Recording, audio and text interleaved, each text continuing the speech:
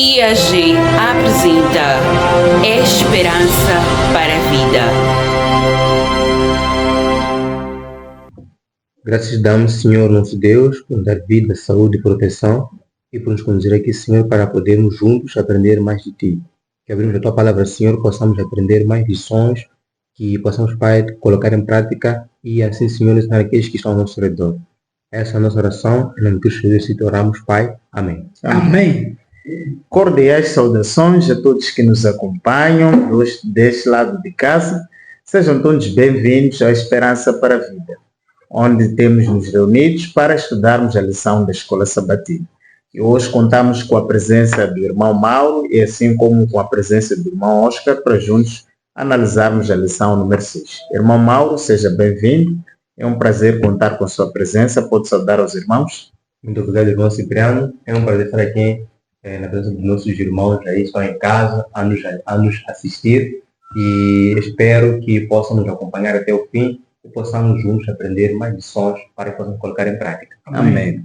Também estendemos o mesmo para o irmão Oscar. É um prazer, pode saudar aos nossos irmãos. Saudações amados, a paz do Senhor Jesus Cristo seja com todos vós. E saudações irmão Mauro, irmão Cipriano. Vamos juntos dar a palavra de Deus. Amém.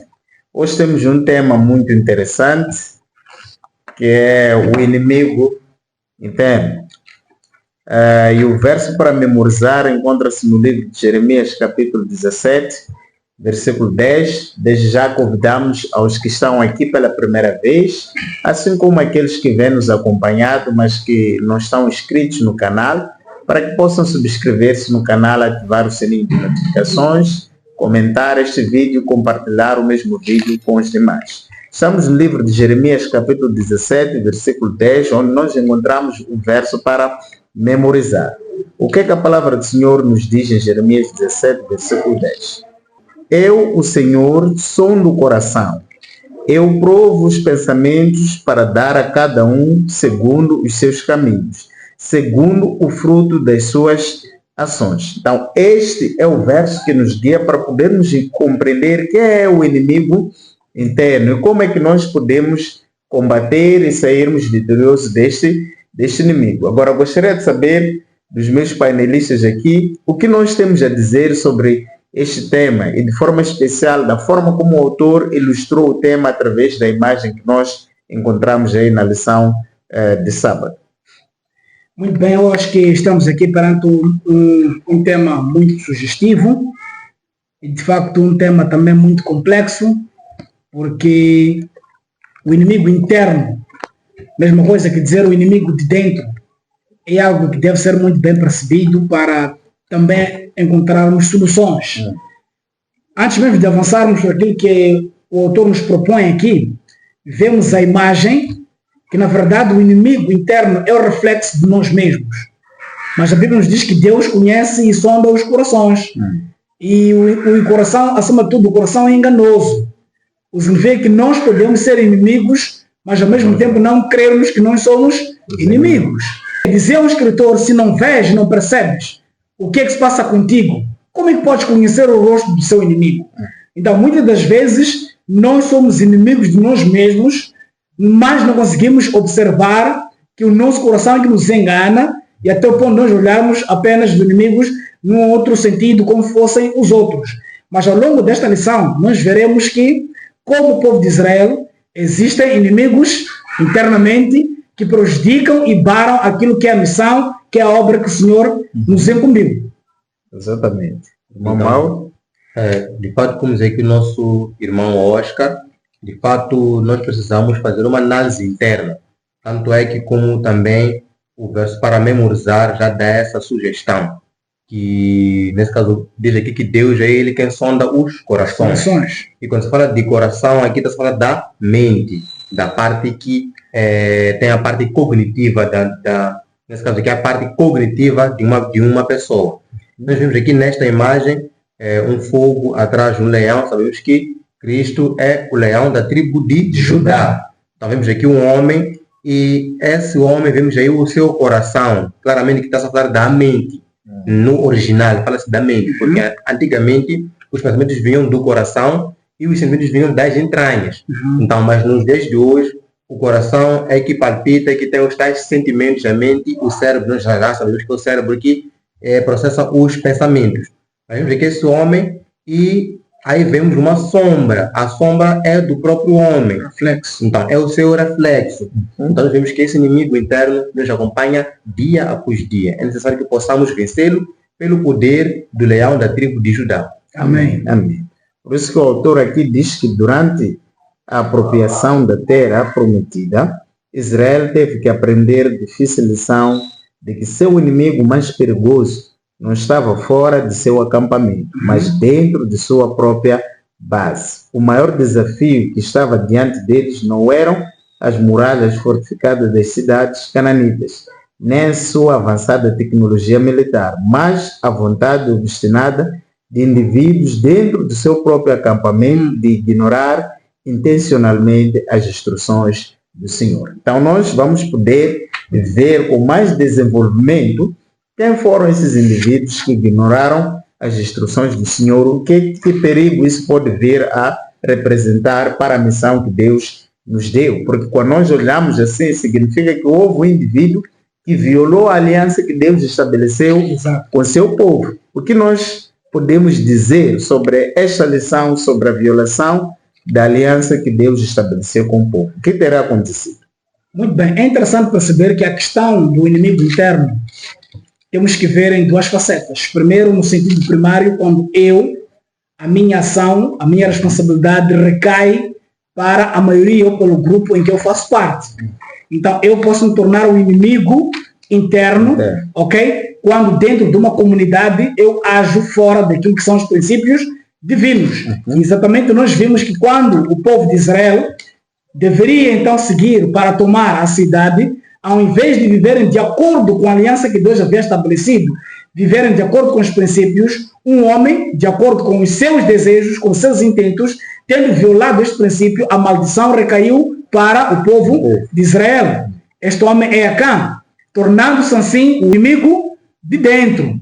Então, hoje, nós somos chamados a viver de acordo com os princípios divinos, porque a nossa escolha, o uso das nossas faculdades, o uso da nossa liberdade de escolha, liberdade de consciência, pode minar o crescimento da própria igreja, da própria comunidade que eu faço parte.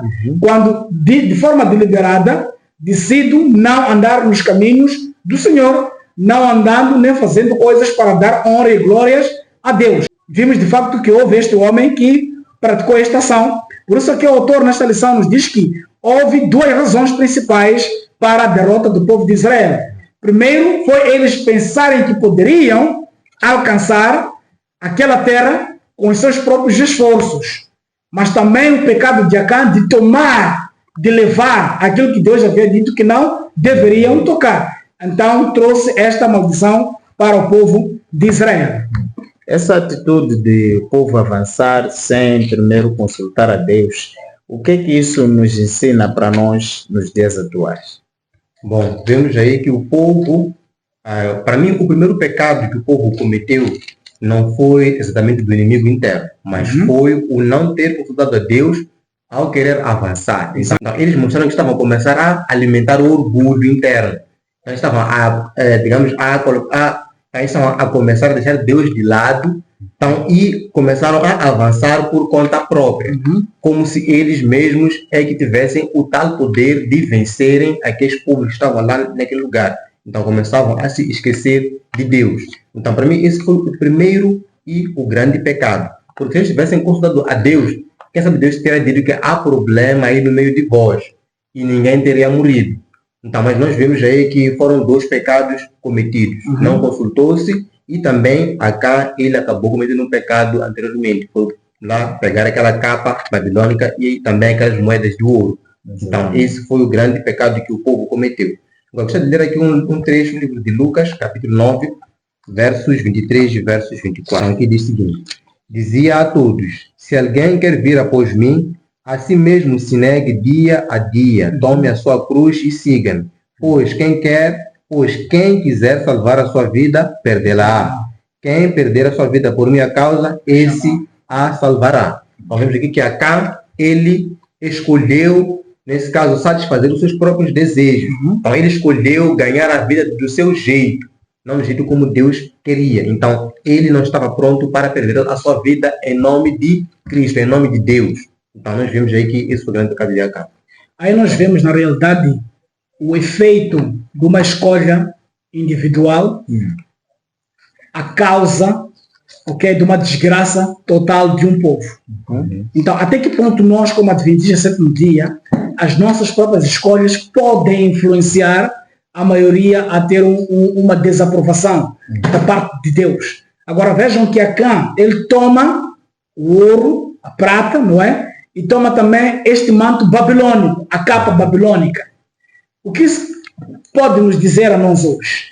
A questão da rejeição dos princípios divinos, quando, por exemplo, a reforma do vestuário, quando nós nos vestimos com roupas babilônicas, podemos estar a trazer o desagrado para o povo de Deus, como assim Acã fez. Para os olhos de Acã, aquilo era belo, era bom, agradável, mas havia claro, assim diz o Senhor, que não deveriam pegar nem levar essas coisas dos seus inimigos.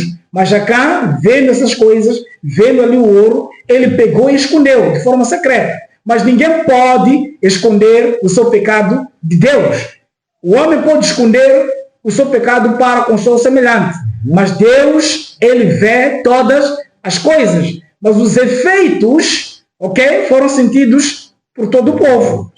Então, a escolha individual recai para uma responsabilidade individual, sim, mas pode trazer consequências terríveis para um povo.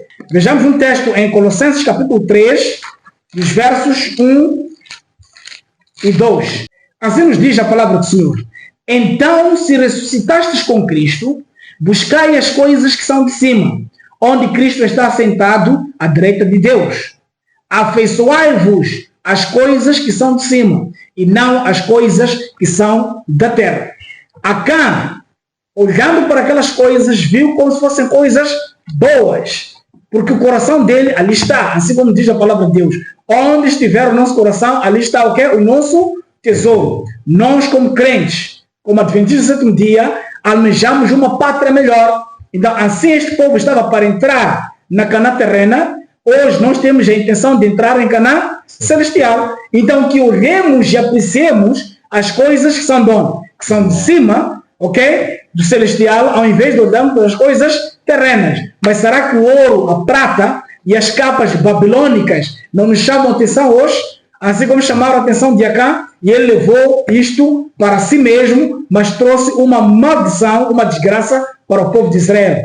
Que nós, como povo adventista, possamos olhar para as coisas celestiais, de uma pátria melhor, mas que as coisas da Babilônia não nos atraiam, assim como atraíam Acã, de tal maneira que ele cometeu esse pecado terrível. Assim como nos dito no livro de Josué, Acã cometeu uma loucura no meio do povo, porque o povo, ao invés de ser abençoado por Deus, como assim Deus desejava trazer essa bênção para eles, recaiu sobre o povo de Israel uma grande maldição. Então, esta capa, nós temos que hoje analisar o que significa uma capa. O que é realmente uma capa? A serva do Senhor, no livro Nossa Alta Vocação, numa meditação matinal, ela nos diz o manto da perfeição de Cristo. Mediante o seu sacrifício, os seres humanos podem alcançar o alto ideal que lhes é proposto e ouvir, afinal, as palavras: estais perfeitos nele, não tendo justiça própria, mas a justiça conquistada por ele e por vós. Sua imperfeição agora já não é mais vista, pois fostes vestidos com a capa da perfeição. Ou com Acã, ao invés de buscar essa justiça, essa perfeição em Cristo Jesus, ele olhou a perfeição da beleza daquela capa babilônica. Muitas das vezes, muitos caem no mesmo pecado nos nossos dias. Não olham Cristo como suficiente para nos cobrir e nos lavar, nos purificar do pecado. Recorrem a muitas capas babilônicas e se escondem em capas babilônicas, ainda professando o nome de quem? De serem adventistas do sétimo dia. E assim trazem o opróbrio para a igreja, ou tornando-se os inimigos de dentro, o inimigo interno. Exatamente. Nós, para quem está nos acompanhar, já estamos na lição da segunda-feira, onde estamos a falar do pecado de Acã. Mas quando nós olhamos para aquilo que foram as consequências, que o irmão Oscar aqui já avançava, nós vimos um Deus a atuar sobre todos, né? No povo de Israel, porque a aliança que Deus fez com o seu povo, fez a nível individual, mas também a nível coletivo. Quando Deus olhava em termos coletivos, olhava para Israel como uma unidade indivisível. Exatamente. De tal forma que a violação da aliança por parte de uma pessoa acabava afetando a todo o povo. Agora, foi a mesmíssima coisa que nós encontramos aqui. O pecado de Acã trouxe consequências, mas o que chama mais atenção é aquilo que é a atitude do próprio Deus diante deste pecado. Deus não exterminou rapidamente ao próprio Acã. Deu oportunidade, porque quando Deus chama o Josué, no versículo 13 de capítulo 7, pede para que o povo se santifique por causa do pecado que ali foi cometido. Mas no versículo 14, Deus diz que amanhã terei de vos aproximar segundo as vossas tribos. A tribo que o Senhor apontar se aproximará, família por família. A família que o Senhor apontar se aproximará, casa por casa, e a casa que o Senhor apontar se aproximará, homem por homem, para poder se identificar quem trazia o anátema dentro do povo de Deus. Mas quando Deus diz amanhã, Deus poderia ter requerido isso naquele mesmo instante. Exato. Bastava dar uma oportunidade para que o transgressor fosse a ele, confessasse seu pecado e entregasse o anátema, para que pudesse achar a misericórdia da parte de Deus de ser perdoado dos seus pecados. Mas, irmão, será que essa foi a atitude do Acã? Bom, de fato, o Acã, ele caminhou pelo caminho contrário, podemos dizer assim, pela direção contrária. Livro de Provérbios, capítulo 28, versos 13, aqui nos diz o seguinte: o que encobre as suas transgressões jamais prosperará, mas o que as confessa e deixa alcançará misericórdia. Amém. Então, Deus estava a dar o tempo, como disse nosso irmão Cipriano, do transgressor confessar, para que pudesse achar misericórdia. Mas ele continua a encobrir o seu próprio pecado. Exatamente. Não somente ele, como também a própria família que sabia disso. Nós sabemos que ele não morreu sozinho. Também com a sua família toda, os seus filhos foram lá também e foram mortos. Mas por quê? Porque encobriam as suas transgressões. Então, esse foi o grande pecado de Acã. Ele encobriu, depois dele ter pecado, tudo mais. Deus deu tempo para que ele pudesse confessar o seu pecado. Dando aquele tempo, mas ele não conseguiu. Ele não estava arrependido, podemos dizer assim. Não estava arrependido. Então, preferiu encobrir as suas transgressões e por isso mesmo que ele não achou misericórdia. É interessante perceber porque Deus não muda. Então, a palavra de Deus já nos diz onde abundou o pecado, sobreabundou a graça. Então, este mesmo Deus de ontem é o mesmo hoje e para todo sempre. Deus desejava que Acã, por sua livre e espontânea vontade, usando o livre-arbítrio que lhe levou a desejar a prata, o ouro e a capa babilônica, usasse também do mesmo espírito de liberdade, confessar o pecado e apresentar o anátema. Mas ele não fez. Mas porque Deus não muda, é um Deus de misericórdia, ele deu tempo. Assim como Deus viu Adão e Eva caírem em transgressão, mas Deus não foi, disse que eu já vos vi, vocês pecaram. Ele perguntou: Adão, onde tu estás? Porque Deus deseja que nós possamos confessar os nossos pecados pelos nossos próprios lábios. Mas Deus, já líamos no verso áureo em Jeremias, que ele sonda os corações. Deus conhece os nossos pensamentos. Ele queria que Acã fosse diretamente confessar o seu pecado na pessoa do seu líder, Josué. Mas vejam que ele não encontrou espaço de arrependimento. Mesmo quando mais tarde Josué vai ter com ele, tenta persuadir a ele a reconhecer o pecado e apresentar o anátema, ele diz que sim, pequei contra o Senhor. Mas mesmo nessas palavras ditas, pequei contra o Senhor, não estava ele arrependido. Não tinha o sentimento real da consequência do pecado que ele havia cometido. O desagrado de Deus, a maldição que caía sobre o povo, mesmo assim, Acã não encontrou o lugar para o arrependimento. Onde eu quero chegar com isto? A importância da verdadeira educação. Os pais de Acã, a família de Acã, conforme já dizia o irmão Mauro, encobertaram o pecado de Acã. Mas como é que chegaram a esta conclusão?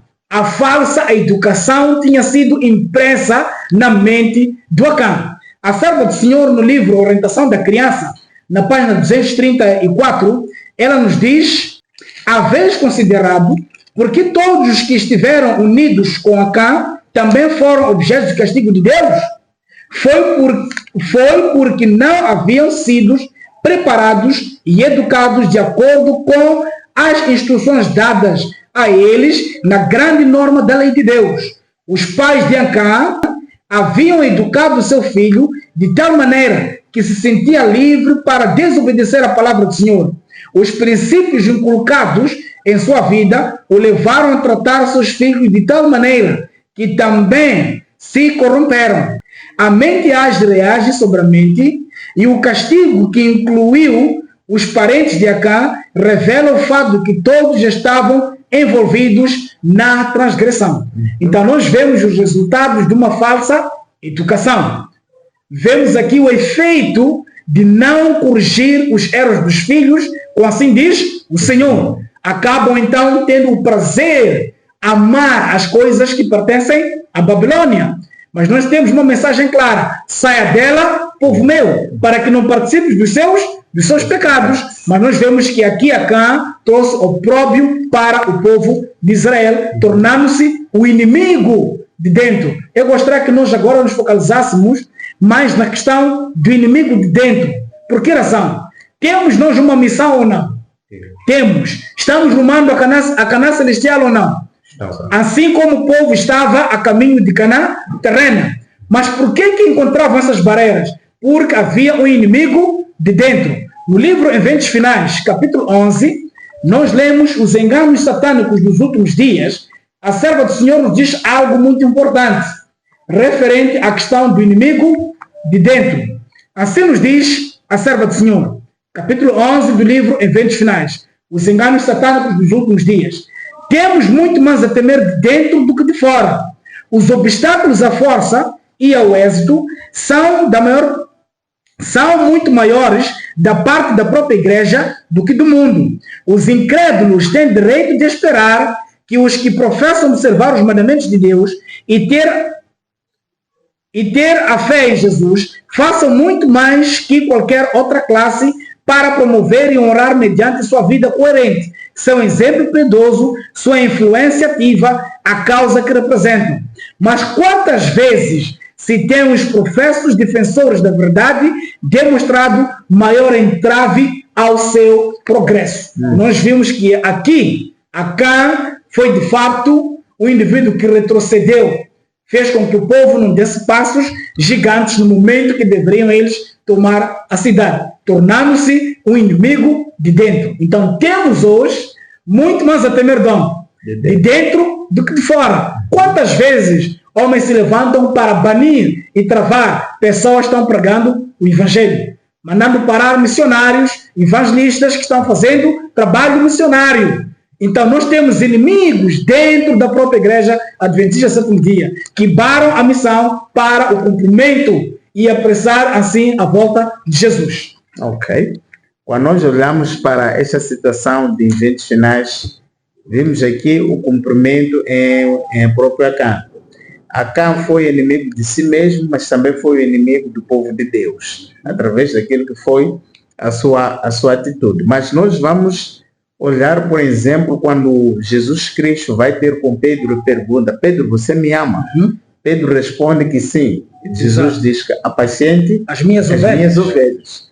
Deus hoje levantou homens que devem apacentar o seu rebanho para o cumprimento daquilo que é a sua missão. Então, dentro desses homens, podemos encontrar também alguns homens que não estão consagrados por Deus. Foram consagrados por homens, mas não estão consagrados por Deus, porque não se entregam a esta tarefa de apacentar as ovelhas, tal como Deus deseja que eu faça. Eu gostaria que lêssemos aqui no livro de Ezequiel, capítulo 34, porque quando nós olhamos que temos mais a temer de dentro do que de fora, isso nos leva a crer que a nossa missão que Deus nos concedeu está mais em risco ou em perigo por os inimigos que se encontram dentro do acampamento, os estrangeiros.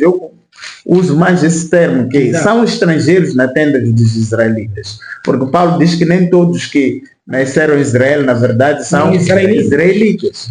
E Ellen White diz uma coisa interessante no livro Primeiros Escritos, na página 43, logo no primeiro parágrafo, que os inimigos da verdade presente têm estado procurando abrir a porta do lugar santo, o qual Jesus fechou. E o que eles querem fazer? E fechar a porta do lugar santíssimo, o qual ele abriu em 1844. Então, nós temos realmente muito a temer. Mas Deus nos diz uma coisa aqui. A palavra do Senhor veio a mim. Filho do homem, profetiza contra os pastores de Israel, profetiza e diz aos pastores, assim diz o Senhor Deus. Ai dos pastores de Israel que cuidam de si mesmos. Não devem os pastores cuidar das ovelhas? Comeis a gordura e vos vestis da lã, matais o animal engordado, mas não cuidais das ovelhas. Não fortalecestes a fraca, não curaste a doente, não enfaixaste a ferida, não foste procurar a desgarrada e não buscaste a perdida, mas dominais sobre elas com rigor e dureza. Queridos irmãos, essas palavras são palavras muito fortes, vindo da parte de Deus, porque Ele o contempla para aquilo que é o seu rebanho, a missão que Ele concedeu ao seu rebanho, mas vê aos homens que Ele deu responsabilidade e eles, em vez de cuidar, estão a agir com dureza sobre o seu rebanho e não faz a missão que Ele lhes chamou para fazer.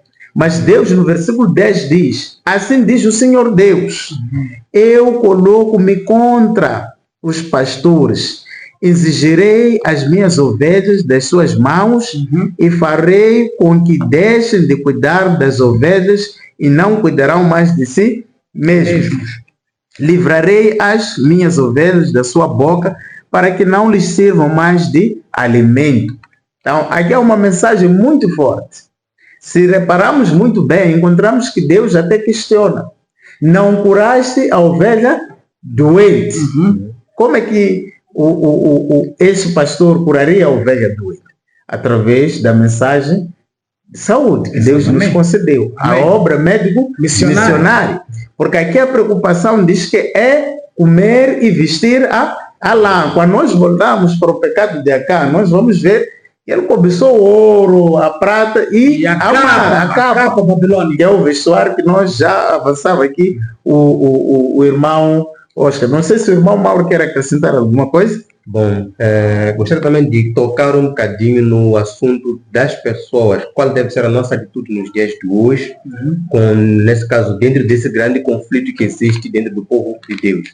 Aqui no livro de Lucas, capítulo 14, versos 26 e 27, aqui vemos o seguinte: se alguém vem a mim e não aborrece a seu pai, e mãe, e mulher, e filhos, e irmão e irmã, e ainda a sua própria vida, não pode ser meu discípulo. E qualquer que não tomar a sua cruz e vier após mim, não pode ser meu discípulo. Então vemos aqui que nós precisamos, não porque tem que ser obrigatório aborrecer pai, mãe e tudo mais, não é por aí, mas por causa do nome de Deus, por causa do nome de Cristo, no nome do Evangelho. Se for necessário aborrecer alguém, temos que aborrecer. Porque nós já vemos aqui que se nós não formos a carregar a nossa cruz e seguir a Cristo, não poderemos ser verdadeiramente os seus discípulos. Então vemos aí que Acã, ele não conseguiu carregar a sua cruz. Ele era cobiçoso, tinha cobiça em seu coração. Não conseguiu carregar a sua cruz, que era lutar dia após dia com a cobiça. Os filhos não conseguiram também lutar, ou por outra, não conseguiram carregar também a sua cruz, que naquele momento era enfrentar o seu pai e dizer a verdade, aquilo que havia acontecido. Então eles não foram dignos de ser discípulos de Cristo porque amaram mais a sua vida, amaram mais as suas coisas do que aquilo que vinha do alto. E hoje em dia também, vemos aqui no livro de Tito, capítulo 1, versos 10 e 11, que diz o seguinte: porquanto há muitos insubmissos, que não passam de tagarelas e ludibriadores, principalmente os do grupo da circuncisão. É necessário fazê-los calar, pois, motivados pela cobiça, transtornam casas inteiras, pregando o que não convém. Então vemos aqui que Paulo enviou uma carta a Tito, porque Paulo deixou Tito para poder suscitar presbíteros nas igrejas onde ele havia passado. E esses tais presbíteros deveriam ter qualidades específicas. Uma dessas qualidades era manejar bem a palavra de Deus. Serem pessoas que tinham boa fama na sua sociedade, que educavam muito bem a sua família. Então, esses mesmos sacerdotes, então, esses mesmos presbíteros deveriam fazer calar aqueles que, movidos pela cobiça, faziam muitas coisas erradas no meio do povo de Deus. Então, também eram pessoas que eram dotadas de algum poder influenciador. Então, Deus hoje está em busca de pessoas que se colocam em pé, que manejam muito bem a palavra de Deus para poder fazer calar toda e qualquer coisa que não venha da sua boca. Então, Deus confia a mim, nós estamos aqui nesse lugar, como também a ti em casa, a conhecer a sua palavra e também a falar aquilo que é a verdade. No livro um dos maiores pecados que é muitas das vezes ignorado é o pecado da cobiça. Exatamente. Nós podemos olhar para um bêbado e dizer que será excluído do céu, mas ignoramos a questão da cobiça. No livro O Caminho a Cristo, no capítulo 3, Ellen White diz uma coisa interessante sobre essa questão e depois vou dar a palavra ao irmão Oscar. Diz que o bêbado é desprezado e diz-lhe que seu pecado o excluirá do céu. Ao passo que o orgulho, o egoísmo e a cobiça muitas vezes não são reprovados. No entanto, esses são pecados especialmente ofensivos a Deus, pois são contrários à benevolência de seu caráter e aquele desinteressado amor que é a própria atmosfera do universo não caído. Então, muitas das vezes, esse pecado de cobiça aqui pode ser passado por cima. Mas o mesmo pecado de cobiça que foi do Acã é o mesmo pecado de cobiça que nós temos hoje, que é a questão do dinheiro. Por isso que a Bíblia diz que o amor ao dinheiro era de todos os males.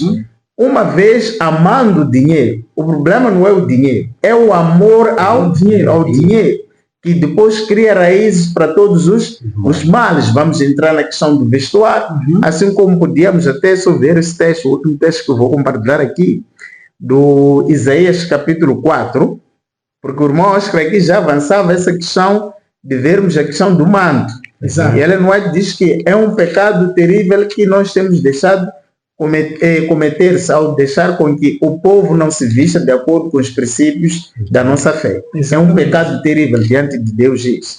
No capítulo 4, logo no versículo 1, diz que naquele dia 7 mulheres. Nós sabemos que mulher em profecia representa a igreja. A igreja tem 7 fases. Então são 7 mulheres que representam as 7 fases da igreja. Tomarão um só homem, que é o esposo, Cristo, dizendo: conseguiremos nosso próprio pão, arrumaremos nossas próprias roupas, queremos apenas ser chamados pelo teu nome. Livra-nos de nossa desordem. Nós vimos aqui essas mulheres que dizem que vão arranjar o seu próprio mantimento e a sua própria roupa. O que eles querem é apenas ser chamados de adventistas de 7º dia. Então, isso acontece conosco hoje. A questão de não olharmos para a questão do vestuário como algo muito importante que pode levar muitos a perder a salvação, porque ela não diz que muitos pais sacrificam no altar da moda, sacrificam seus filhos, suas crianças no altar da moda. Então, isso aí também é uma coisa muito importante que pode ser um anátema para a igreja hoje. A igreja pode não ter muito poder como tal, de acordo com a vontade de Deus, porque existem anátemas dentro de nós. Ou seja, estando a pessoa mal vestida na igreja, coloca em perigo a comunhão de outros homens ou de outras mulheres com Deus, naquele espaço ali onde todos estão misturados. Então, o pecado da cobiça realmente é terrível. Não é por acaso que constitui um dos 7 pecados capitais, mas ademais está na lei de Deus, não cobiçarás. Agora, Acã viu e ele cobiçou. Isso deve nos lembrar, precisamos guardar firmemente as avenidas da alma. Nós precisamos guardar as avenidas da alma. Se os nossos olhos forem bons, todo o nosso corpo será bom. Então, Acã viu, assim também como Adão e Eva viram que o fruto era bom, para não só comer, mas também para dar entendimento. Será que deu esse entendimento? Não. Caíram em pecado, obedecendo assim o inimigo de Cristo, que é Satanás.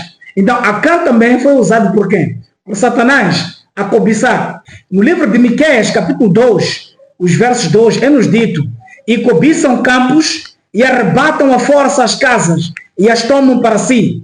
Assim oprimem um homem e a sua casa, e a uma pessoa e a sua herança. Portanto, assim diz o Senhor: eis que estou contra a família, maquino o mal, de quem não retirareis os vossos pescoços, nem andareis arrogantemente, porque este tempo é mau. E nós vemos que a família de Acã recebeu o desagrado da parte de Deus, encontraram a morte. Por quê? Por causa do pecado da cobiça. Irmão Mauro já avançava em algo muito fundamental.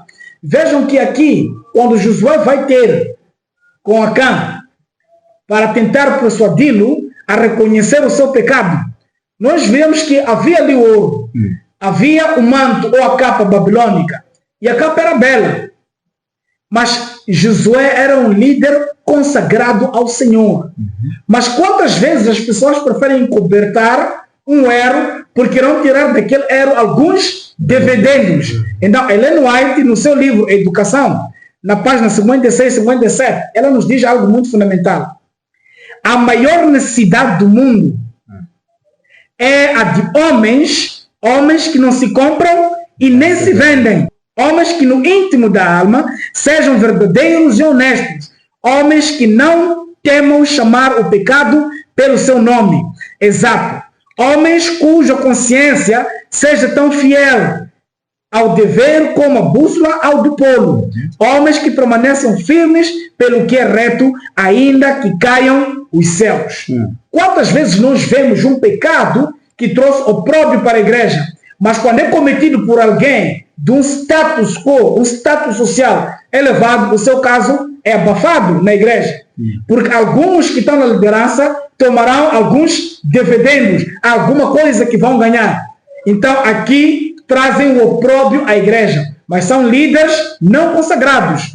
Mas hoje a maior necessidade, conforme vemos no livro de Educação, é de homens que não se compram e nem se vendem. Então Josué viu o ouro, viu a capa. Se ele não fosse um homem consagrado ao Senhor, poderia dizer: vamos dividir isto, e ficamos assim calados. Mas Josué preferiu mostrar-se fiel a Deus. Repreendeu o pecado de Acã, mas com humildade. Porque lembra que Josué é como um tipo de Cristo, assim como Moisés era um tipo de Cristo. Então a repreensão de Josué para Acã é como um pai que repreende o seu filho, mostrando claramente que este estava ali a desempenhar um papel de Deus, um papel de Cristo Jesus, mas em nenhum momento ficou ao lado do transgressor. Então hoje nós precisamos de homens que chamam o pecado pelo seu próprio nome, para que afastem a maldição que está dentro da igreja, minando assim a missão da igreja.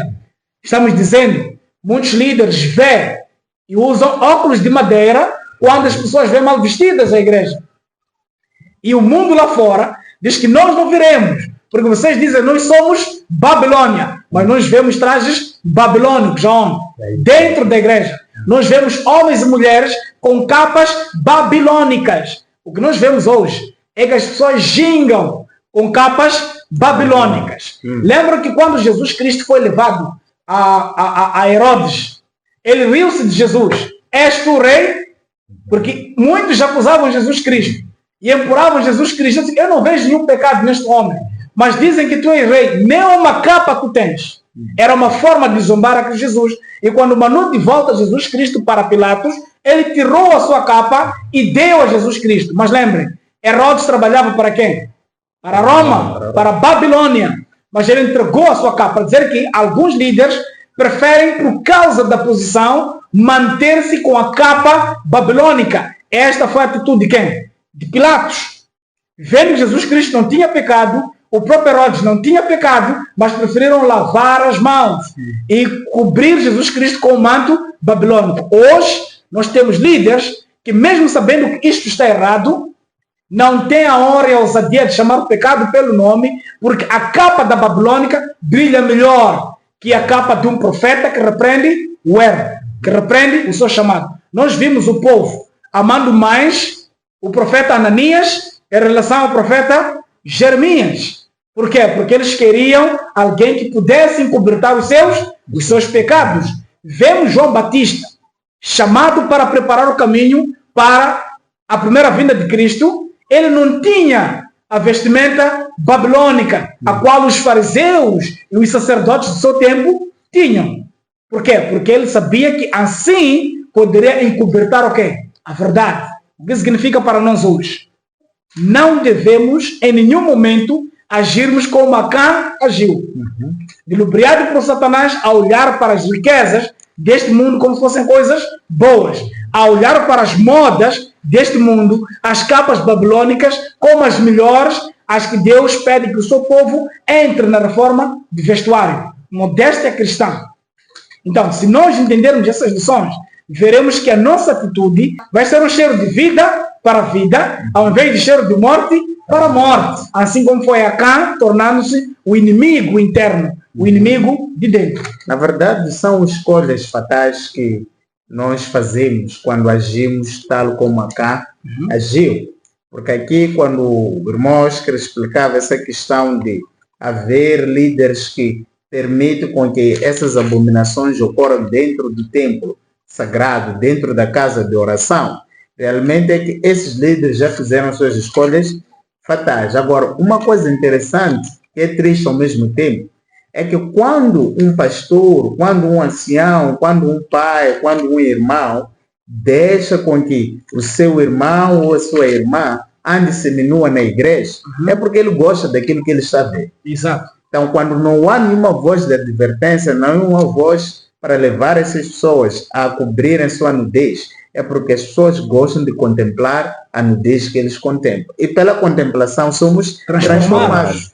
O reflexo daquilo que se passa nas nossas casas, vamos verificar dentro da casa de Deus.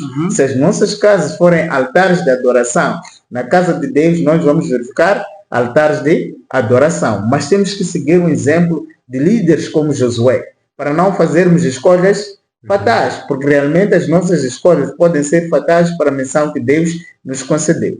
É importante algo antes mesmo. A palavra de Deus diz que melhor seria entrar no reino dos céus com os olhos arrancados. Sabemos que ninguém estará no céu cego. Mas quando a palavra de Deus nos diz isso, ela nos mostra que através do olhar, muitos pecados podem entrar, podem ser realizados. Então, no livro Lar Cristão, na página 561, a serva do Senhor diz que deveis tornar-vos fiéis sentinelas dos vossos olhos, dos vossos ouvidos e de todos os sentidos, se quiseres controlar a vossa mente e evitar pensamentos vãos e corruptos que mancham a alma. Então, devemos conservar firmes as avenidas da alma. Todos os sentidos devem ser vigiados. Mas lembra, para vigiarmos as avenidas da alma, devemos estar totalmente firmados na plataforma da reforma. Se nós estivermos na plataforma da reforma, então vamos melhor ter uma mente clara, um melhor discernimento, uma boa visão, uma boa audição, um bom tacto, um bom paladar, para então sentirmos as coisas celestiais e almejarmos as coisas celestiais. As coisas terrenas ficarão no último plano. O que significa? Vamos colocar em prática o que a palavra de Deus nos diz. Importa buscar o reino dos céus e a sua justiça, e todas as coisas nos serão acrescentadas. As coisas que esperavam o povo de Israel em Canaã terrena eram melhores que a prata e o ouro e a capa babilônica que Acã viu. Mas a maldição sobreveio porque eles olharam, porque Acã olhou para aquelas coisas que estavam ali à sua disposição, perdendo de vista as beneficências e a bênção de Deus que vinha pela frente. Então, o nosso irmão Oscar estava aqui a falar acerca do Mateus 5:29. Vou aqui passar a ler. Diz aqui o seguinte: se o teu olho direito te faz tropeçar, arranca-o e lança-o de ti, pois convém que se perca um dos teus membros e não seja todo o teu corpo lançado no inferno. Então, vemos aqui que é preferível lançar o nosso olho fora, porque ele nos faz escandalizar, ou por outro, porque ele nos faz pecar. Então, claramente que Cristo não estava aqui a dizer, nós temos que furar nosso olho e jogar fora. Exato. Mas é parar de contemplar aquilo que me faz pecar. Se o meu olho direito, ou se são as minhas vistas, se é aquilo que eu olho que me faz pecar, eu tenho que desviar o meu olhar. Não manter-me fixo naquele olhar, ou por outro, olhando aquilo que me faça pecar. Então, eu preciso fugir desse pecado, deixar esse pecado. como diz a Bíblia, nós temos que resistir ao diabo e ele fugirá de nós. Então, nós não podemos nos manter no terreno encantado do diabo.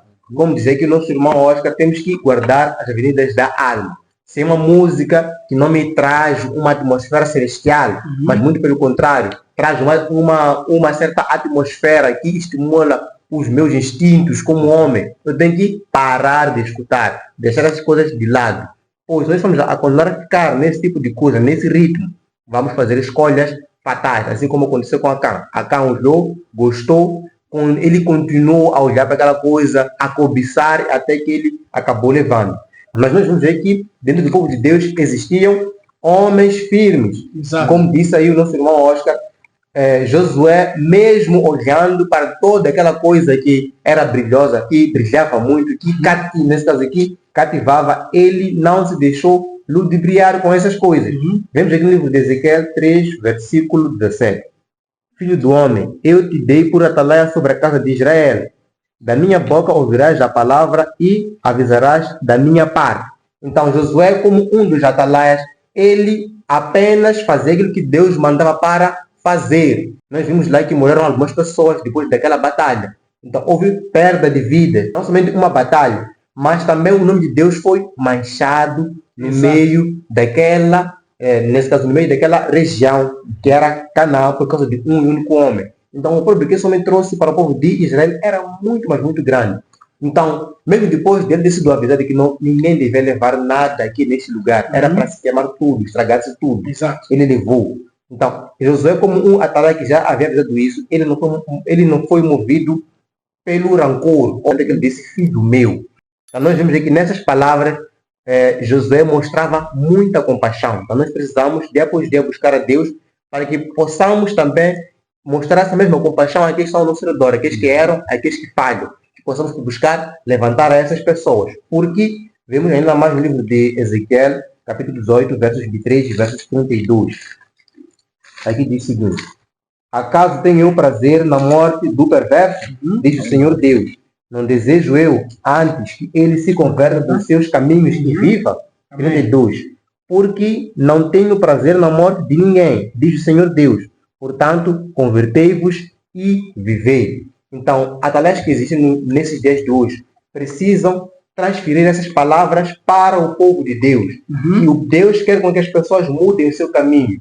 Aquele caminho mau. Nem à esquerda, nem à direita. Olhai para o alvo que é vos proposto, que é Cristo Jesus. Quem são hoje os atalaias? Alguns tendem a posicionar-se ou olhar para os atalaias apenas para os pastores. Queridos irmãos, quando Caim matou o seu irmão Abel, nós vemos Deus a questionar, a interrogar o Caim. Onde está o seu irmão Abel? A resposta de Caim, por raiva e de não querer obedecer a Deus, ele respondeu, sou eu, porventura, guarda do meu irmão? A resposta estava clara, sim, tu és. Você vê que eu, como adventista do dia, tenho uma grande responsabilidade, através dos meus atos, das minhas escolhas, para influenciar os irmãos a Cristo. Porque se não estou influenciando as pessoas a seguirem Cristo Jesus, eu estou a influenciar as pessoas para onde? Para Satanás. Não existe campo neutro. Não existe um lugar de neutralidade. Ou somos com Deus, ou somos para o inimigo. Então, os atalaias hoje, todos aqueles que aceitaram a palavra de Deus e desceram as águas batismais, são atalaias conferidos por Deus. A serva do Senhor, no livro Grande Conflito, é-nos dito, todos são chamados a tornar-se atalaias, tanto quanto as oportunidades permitirem cada um que haja recebido a luz da verdade se encontra sobre a mesma responsabilidade solene e terrível em que esteve o profeta de Israel, a quem viera a palavra do Senhor dizendo, filho, eu te dei por atalaia sobre a casa de Israel. Então, todos nós somos chamados hoje a ser atalaias. Então, no sentido primário, nós temos os pastores, a liderança como atalaias. Mas não se veda a possibilidade de eu ver o erro e me calar. Porque se eu não disser o ímpio, desvia-se do seu caminho, o seu sangue recai sobre a minha cabeça. Então, há uma responsabilidade mútua para que eu não me torne um inimigo interno. Tenho que chamar a atenção. Por isso, aqui no livro Desejato das Nações, nesta lição, é citado aqui dizendo Josué denunciava sem temor a hipocrisia, a incredulidade e a iniquidade, mas tinha lágrimas na voz, quando fazia suas esmagadoras repreensões. Então Deus castiga e repreende aquele que ele ama. Mas muitas das vezes as pessoas dizem que não podemos repreender, vamos afastar as pessoas da igreja. Então permitem as práticas babilônicas, permitem as músicas da Babilônia, permitem as práticas da Babilônia para não ofender, ao invés de repreender, assim como Josué repreendeu também aqui Acã quando cometeu este pecado. Aqui o autor diz que a escolha de Acã revela que o pecado da cobiça é o pecado da incredulidade, ao qual suspeita de que Deus não deseja o melhor para suas criaturas e esconde delas alguns prazeres requintados que pertencem apenas a ele mesmo. Então nós precisamos não cair nesta cilada do nosso inimigo. Quanto à mensagem da advertência, se for a soar, nós não podemos ser como o rei Acabe. Assim como também não podemos ser como os outros que a Bíblia relata. Porque o rei Acabe foi aquele que diz que não gostava do profeta Micaías, porque ele dizia que ele não profetiza algo que é bom sobre ele. Exato. Então significa que querem homens que pregam mensagem que agrada os seus ouvidos, mensagens suaves. Mas Deus nos chama hoje a darmos um testemunho direto. Amém. Assim como João Batista deu um testemunho direto, Elias deu um testemunho direto. Deus hoje quer chamar homens e mulheres que possam levantar-se como verdadeiros atalaias e darem um testemunho direto. Mas no meio a essa tribulação, porque o povo saiu, foi derrotado por causa do anátema e também por não terem confiado no Senhor, nós vemos que Deus é um Deus maravilhoso que pode transformar a nossa desgraça em uma oportunidade. Exatamente. Assim como ele fez com o povo de Israel. Então, estamos a falar da porta da esperança. O que é que nós podemos dizer sobre o que Deus fez a seguir para poder limpar o seu nome que tinha sido manchado por causa da atitude do povo? Qual é a porta de esperança que Deus abriu para o seu povo? Na realidade é aquilo que antes eu havia dito, né? Onde abundou o pecado, sobreabundou a graça. Apesar das escolhas fatais, Deus ainda estende a mão para nos alcançar. Enquanto a porta da graça estiver aberta, há oportunidades para nós irmos a Deus reconhecendo o nosso pecado, confessando o nosso pecado e abandonando o nosso pecado. O que significa que Deus sempre tem estratégias para mostrar que a porta da graça está aberta, mostrar a esperança para o povo, assim também como o povo de Israel reconheceu que havia uma oportunidade.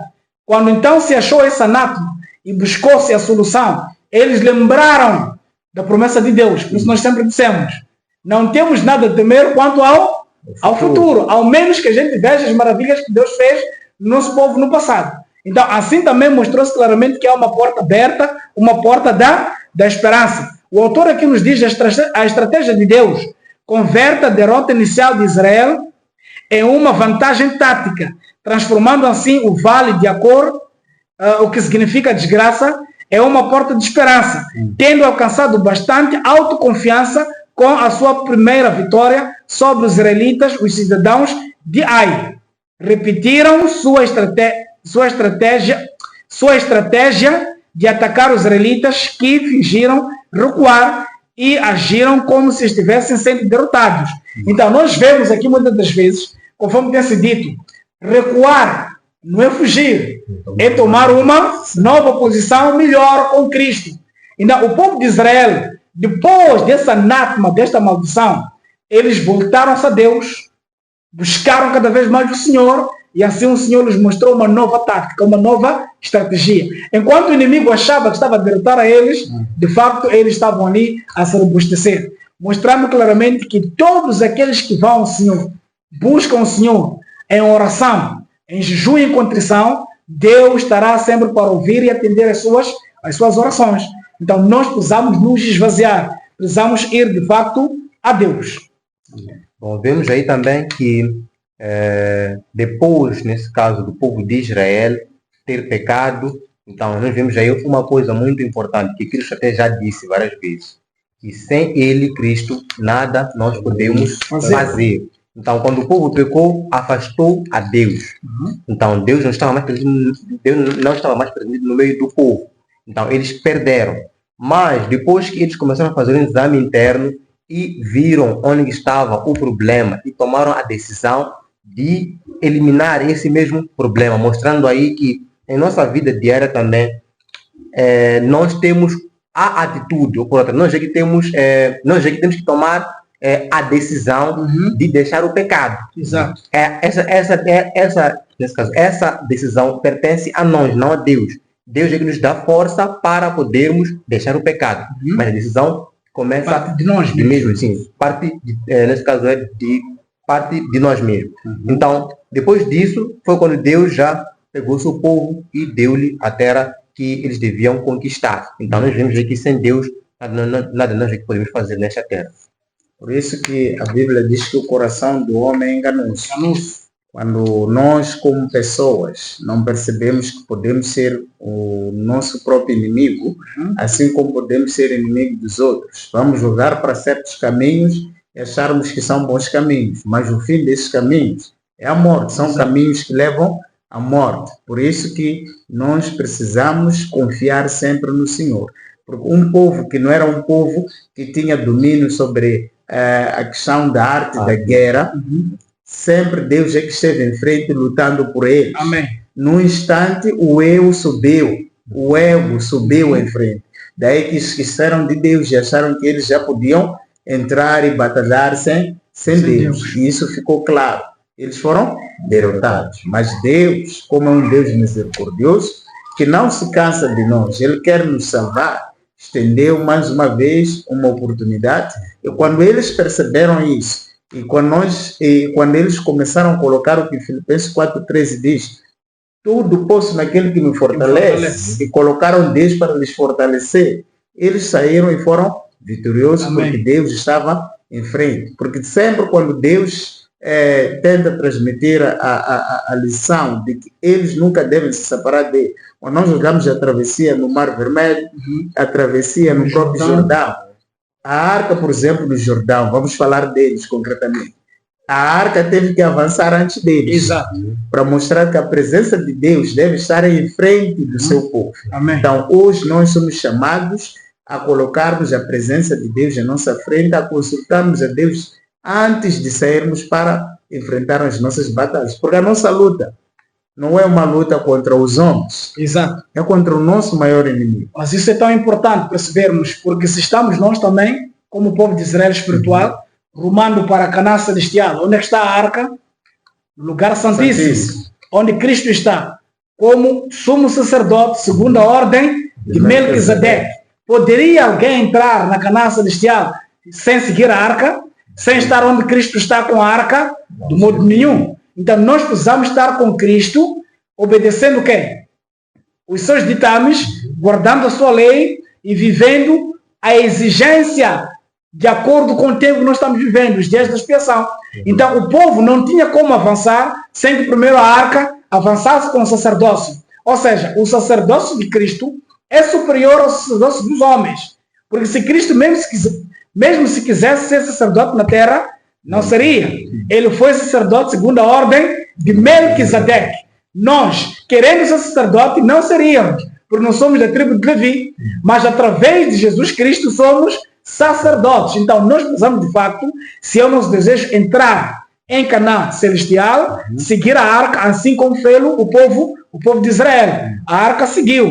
Então as nossas escolhas devem ser escolhas acertadas. Porque se as escolhas forem fatais, será difícil, será terrível. Agora vejam algo muito importante em Isaías, capítulo 5, os versos 18. Porque é aqui onde nós vemos que há inimigos internamente, inimigos de dentro. A Bíblia nos diz em Isaías capítulo 5, versos 18. Ai dos que puxam iniquidade com cordas de vaidade e pecado como se ele estivesse numa corda usada para puxarem a caroça. Para puxarem a caroça. Então, ainda no mesmo capítulo, verso 20. Ai dos que chamam mal de bem e ao bem chamam mal. Quantas vezes nós vemos irmãs que chegam na igreja vestidas como o mundo se veste?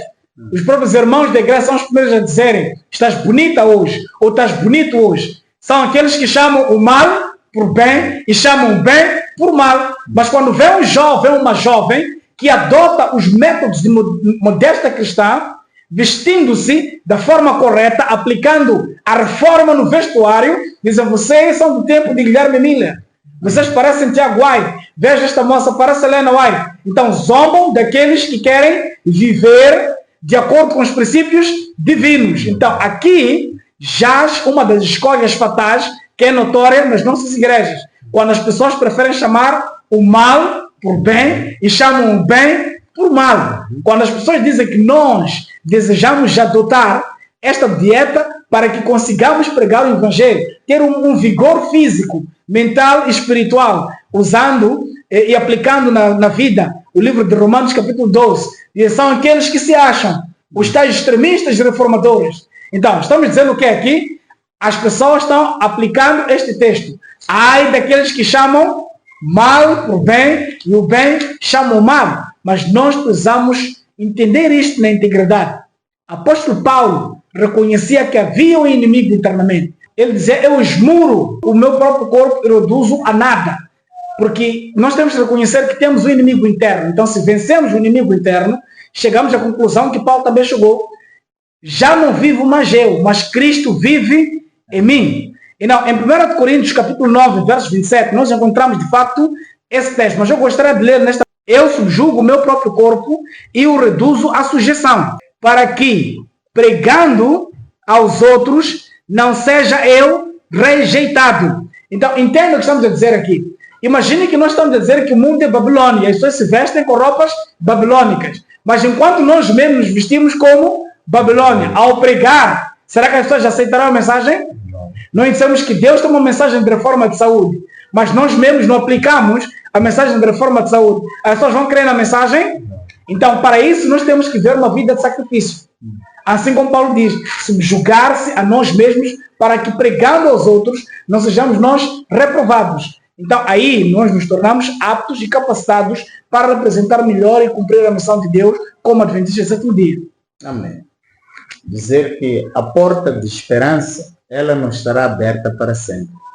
Daí que nós precisamos acompanhar os passos que Jesus Cristo vai dando, porque quando ele deu um passo, abriu a porta que dá acesso ao lugar santíssimo, ele fechou a porta que dá acesso ao lugar santo. Amém. Significa que quando ele sair do lugar santíssimo, essa porta também estará fechada, a porta que ele abriu. Daí que nós precisamos que a nossa vida esteja de acordo com aquilo que é o trabalho que Jesus Cristo está a fazer por nós hoje. E a lição mais importante aqui é que existe uma parte que nós, como homens e mulheres, precisamos fazer para que Deus possa operar em nós.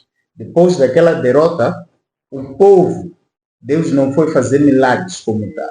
Disse: vão lá lutar, mas estarei convosco. Amém. Eles tiveram que dar esse passo de fé, para vermos aí a cooperação entre fé e obras. Então, na nossa salvação, dentro dessa porta de esperança que Deus abriu, existe uma parte que nós devemos fazer. É nossa responsabilidade fazermos isso. E a parte de Deus, Deus fará pessoalmente, para que nós possamos sair purificados e testemunhar do poder de Deus. Porque hoje nós precisamos testemunhar do poder de Deus, tal como no passado. Então, de que forma nós podemos testemunhar do poder de Deus dentro do cumprimento da nossa missão? Bom, a forma de testemunhar o poder de Deus são várias, mas a principal que Deus quer é através da nossa própria vida. Então, através do nosso próprio exemplo. Então, nós precisamos, nos dias de hoje, ser pessoas, como disse nosso irmão Oscar, que vivem a mensagem que pregam. Mas nós não podemos ser pessoas que apenas falam, que falam e falam, mas temos que viver da mensagem que nós pregamos dia após dia. E a mensagem que nós sabemos que nós precisamos nos dias de hoje pregar é a mensagem dos 3 anjos.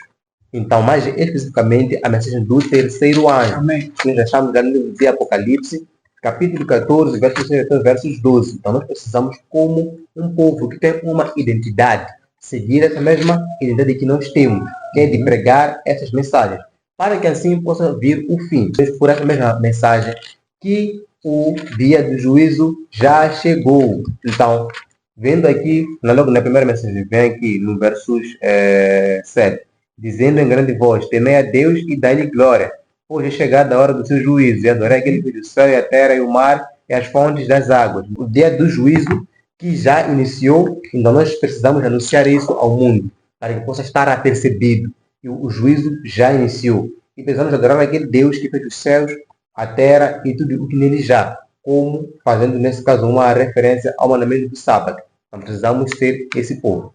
Amém. Testemunhando o poder de Deus, é preciso nós percebermos que Apocalipse capítulo 14, verso 12, descreve um povo de forma específica que testemunha o poder de Deus. Aqui está a paciência dos santos, aqueles que guardam os mandamentos de Deus e têm a fé de Jesus. Significa que no momento que o mundo está sendo sacudido pelas últimas 7 pragas, o mundo está imbuído numa angústia terrível, há um povo que está ali, que brilha, porque Deus está ali guiando este povo, e eles são testemunhas vivas do poder de Deus. Então, isto é muito importante.